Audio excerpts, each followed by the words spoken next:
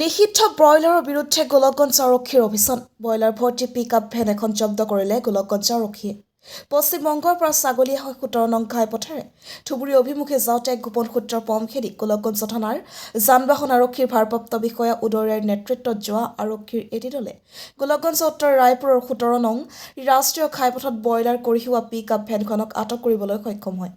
জব্দকৃত pickup ভেনখনৰ number AS17B9832 উল্লেখ্য যে বহিৰাজ্যৰ পৰা ব্ৰইলাৰ অসমত আমদানিত বাৰ্ড ফ্লুৰ নিচিনা ভয়ানক বেমাৰ বিয়পি পৰে বুলি ৰাজ্য চৰকাৰে নিষিদ্ধ কৰিছে। তথাপি বহিৰাজ্যৰ পৰা ধুবুৰীলৈ অবৈধ ব্ৰইলাৰৰ ৰমৰমীয়া বেহা চলি আহিছে। প্ৰশাসনে মাজে সময় ব্ৰইলাৰ কঢ়িয়াই নিয়া বাহন ধৰি পশু চিকিৎসা বিভাগক হস্তান্তৰ কৰে। পশু চিকিৎসা বিভাগে আকৌ পশ্চিমবংগলৈ উভতাই দিয়ে। আনহাতে কিছুমান ব্ৰইলাৰ কঢ়িয়াই নিয়া বাহন প্ৰশাসনে ধৰি পশু চিকিৎসা বিভাগক হস্তান্তৰ কৰাৰ পিছত পশু চিকিৎসা বিভাগে কালীন কৰে, অৰ্থাৎ ব্ৰইলাৰ মাটিত খাল খান্দি পুতি থয়।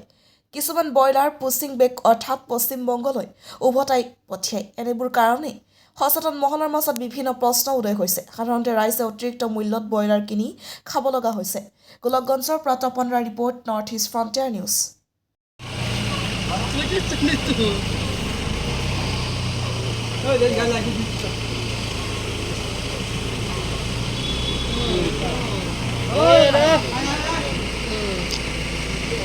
আমি কাম দেখো